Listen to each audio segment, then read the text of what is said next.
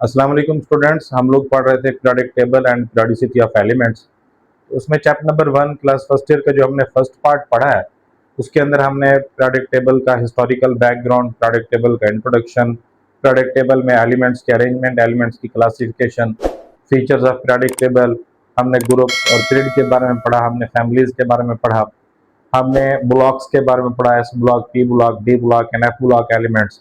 हमने classification of elements into metals, non metals and metalloids इनके बारे में पढ़ा। तो that was all about periodic table. आज से जो हम पार्ट स्टार्ट करने वाले वो कहलाता है पीरियोडिसिटी ऑफ एलिमेंट्स। पीरियोडिसिटी से मुराद ये है कि जब हम स्टडी करते हैं किसी एलिमेंट के पीरियोडिक बिहेवियर को उसके प्रॉपर्टीज की बुनियाद पर, उसकी जो वेरिएशन इन प्रॉपर्टी आती है क्रॉस पीरियड और ग्रुप, वो आपके पास पीरियोडिसिटी कहलाती है।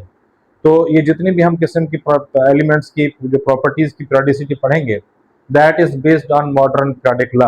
आपको याद होगा हमने मॉडर्न पीरियोडिक लॉ की डेफिनेशन पढ़ी थी, और मैंने यहाँ पे दोबारा लिख दी है कि physical and chemical properties of elements और periodic functions of their atomic numbers. Elements को चूंकि पीरियोडिक टेबल के अंदर एटॉमिक नंबर की बुनियाद पर अरेंज किया गया है, तो उनके अंदर जो प्रॉपर्टीज के अंदर वेरिएशन आती है एट रेगुलर इंटरवल्स, वो वेरिएशन एटॉमिक नंबर की बुनियाद पे होती हैं। इसलिए हम कहते हैं कि जो फिजिकल और केमिकल प्रॉपर्टीज की जो आपके पास क्या है, वो बेस है, वो आपके पास एटॉमिक नंबर है। तो आज हम जिस प्रॉपर्टी ऑफ एलिमेंट को यहाँ पे डिस्कस करने वाले हैं, वो हमारे पास है atomic radius. Atomic radius, atomic radius असल में क्या है? एटम का, किसी एटम का जो साइज है उसकी मेजरमेंट है। एटॉमिक साइज को हम एटॉमिक रेडियस या आयनिक रेडियस की फॉर्म में पढ़ते हैं। तो आज जो हम जिस चीज को पढ़ेंगे वो हमारे पास है एटॉमिक रेडियस। तो atomic radius is actually measure of size of atom. तो ये क्या होता है? Atomic size is half of the distance between nuclei of two identical bonded atoms. कि जब दो एक जैसे एटम, फॉर एग्जांपल दोनों हाइड्रोजन के एटम हैं, वो आपस में एक दूसरे के साथ बॉन्ड बनाते हैं कोवेलेंट बॉन्ड के जरिए, तो उन बॉन्डेड एटम्स के न्यूक्लियस के दरमियान में जो आपके पास डिस्टेंस होता है, उसका जो हाफ होगा, half of that distance will be called as atomic radius. For example ये टोटल डिस्टेंस है बिटवीन टू एटम्स, तो इसका जो हाफ होगा, इस total distance R, capital R का जो आपके पास हाफ होगा, वो आपके पास कहलाएगा एटॉमिक रेडियस स्मॉल आर। तो इसको हम ऐसे भी कह सकते हैं कि average distance between nucleus and valence electron of an atom. एक एटम के न्यूक्लियस और वैलेंस इलेक्ट्रॉन के दरमियान में जो फासला होता है, फॉर एग्जांपल ये आपके पास एटम, ये उसका न्यूक्लियस है और यहाँ पे उसका वैलेंस इलेक्ट्रॉन मौजूद है, तो ये जो distance between nucleus and valence electron होगा, इसको भी हम एटॉमिक रेडियस कहेंगे। अच्छा, यहाँ पे मैंने एक लफ्ज इस्तेमाल किया है एवरेज डिस्टेंस।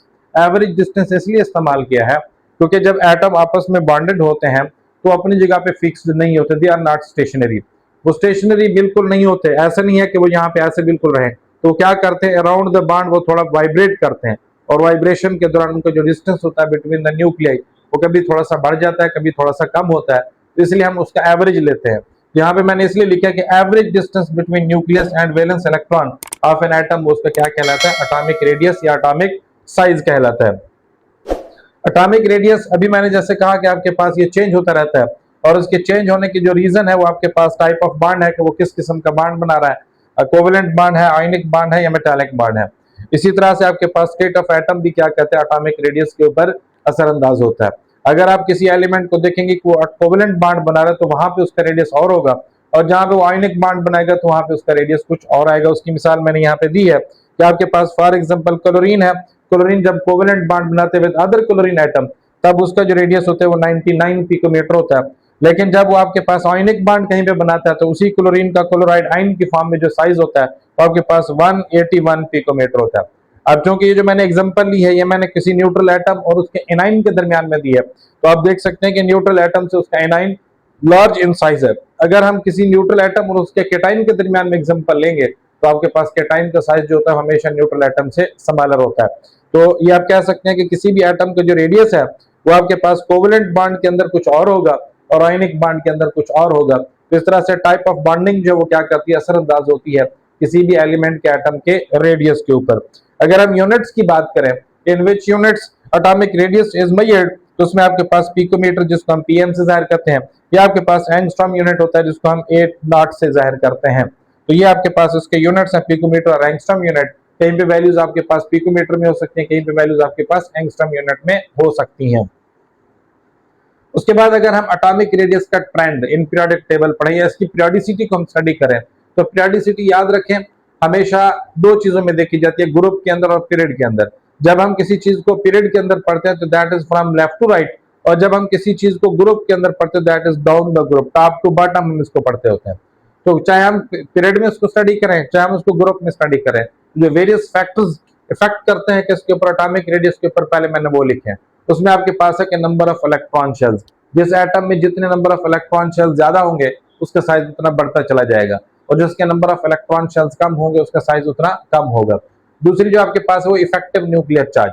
देखिए दो चीजें होती हैं, एक चीज होती है nuclear charge, that are the number of proton in the nucleus of atom. किसी एटम के न्यूक्लियस के अंदर जितने नंबर ऑफ प्रोटॉन है वो आपके पास उसका न्यूक्लियर चार्ज कहलाता है।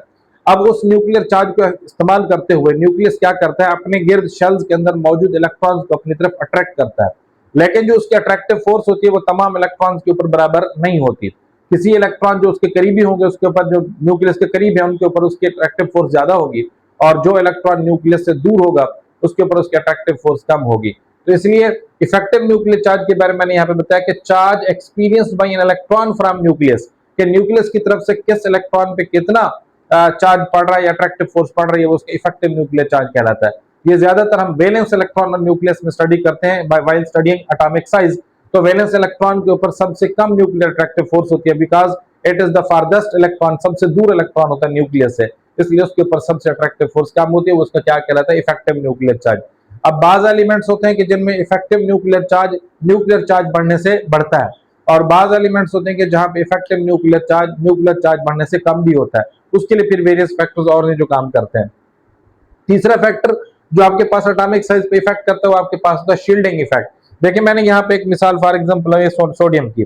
सोडियम के न्यूक्लियस और वैलेंस इलेक्ट्रॉन के दरमियान में कुछ इलेक्ट्रॉन मौजूद हैं, ये 10 इलेक्ट्रॉन मौजूद है, पहले शेल में 2 इलेक्ट्रॉन है, दूसरे शेल में 8 इलेक्ट्रॉन है। अब न्यूक्लियस की तरफ से वैलेंस इलेक्ट्रॉन के ऊपर जो अट्रैक्शन पड़ती है उस अट्रैक्शन में इन इनर इलेक्ट्रॉन्स की वजह से कमी आ जाती है। आप कह सकते हैं कि रास्ते में ये इलेक्ट्रॉन मौजूद है, and due to presence of inner electron, जो nuclear attractive force on the valence electron, उसमें रिडक्शन आती है।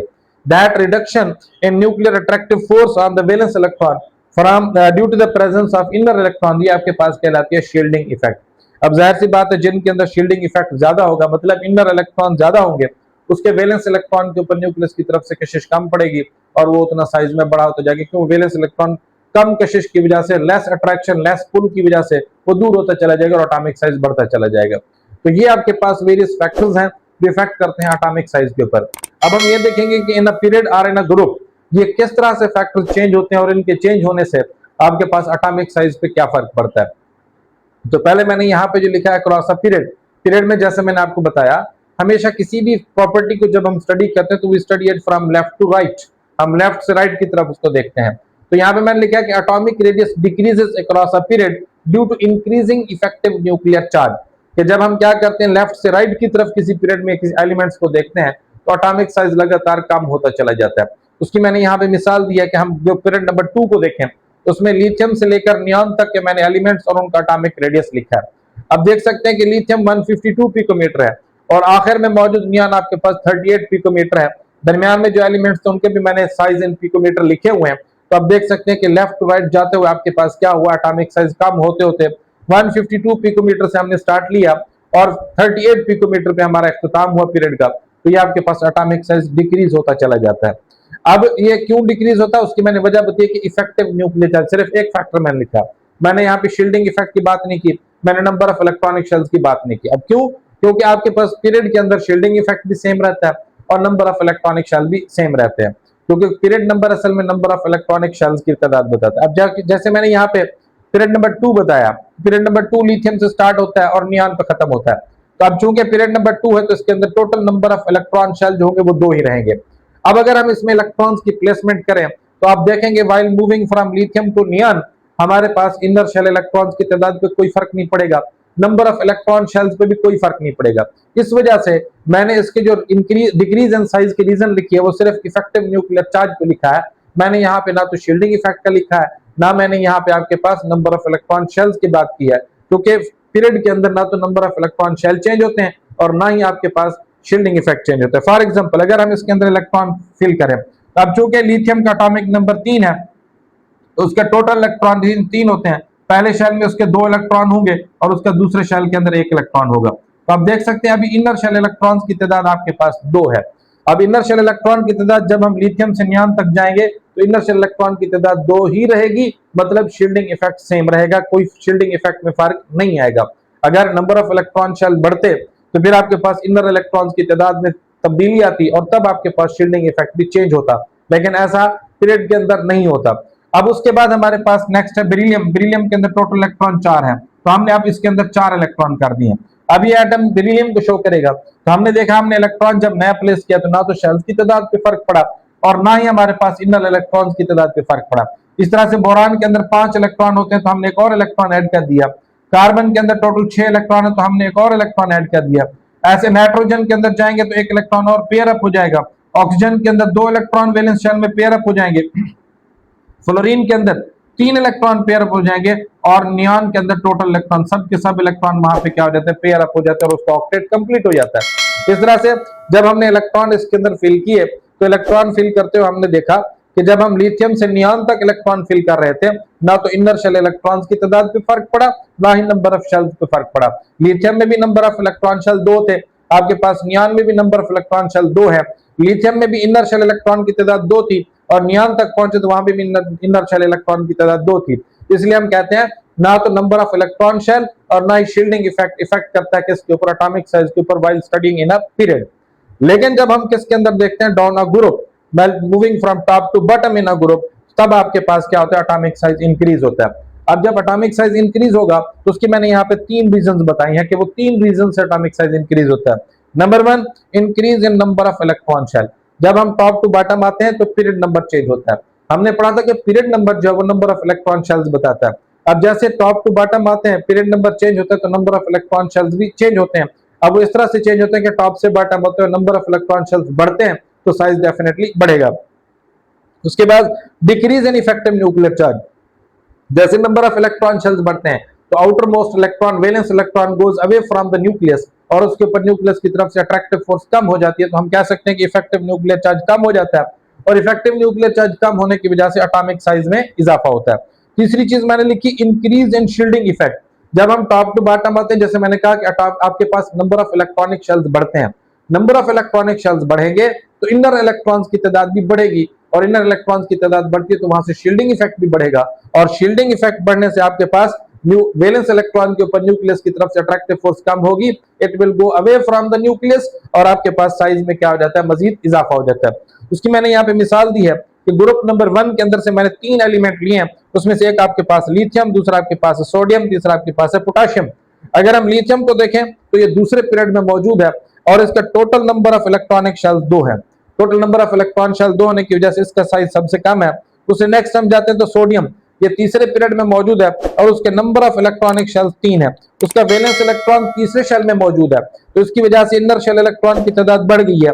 इसके इनर शेल इलेक्ट्रॉन 2 थे, इसके इनर शेल इलेक्ट्रॉन 10 हो गए, तो उसका वैलेंस इलेक्ट्रॉन तीसरे शेल में है, इसका वैलेंस इलेक्ट्रॉन दूसरे शेल में था। इनर इलेक्ट्रॉन्स की तादाद बढ़ने की वजह से शील्डिंग इफेक्ट बढ़ा और number of electron shell period number change होने की वजह से बढ़े, तो इस दोनों वजूहात की वजह से आपके पास एटॉमिक साइज में क्या हो गया, इजाफा हो गया। उससे हम नेक्स्ट जाते हैं तो पोटेशियम चौथे पीरियड में मौजूद है। चौथे पीरियड की वजह से नंबर ऑफ इलेक्ट्रॉन शेल 4 हो गए, साइज मजीद बढ़ गया और नंबर ऑफ इलेक्ट्रॉन शेल बढ़ने से इनर इलेक्ट्रॉन्स की तादाद भी बढ़ गई और आपके पास इफेक्टिव न्यूक्लियर चार्ज भी कम हो गया। दोनों की वजह से, शील्डिंग इफेक्ट बढ़ने की वजह से और इफेक्टिव न्यूक्लियर चार्ज कम होने की वजह से भी पोटेशियम का जो साइज होगा इन तीनों में से सबसे बड़ा होगा।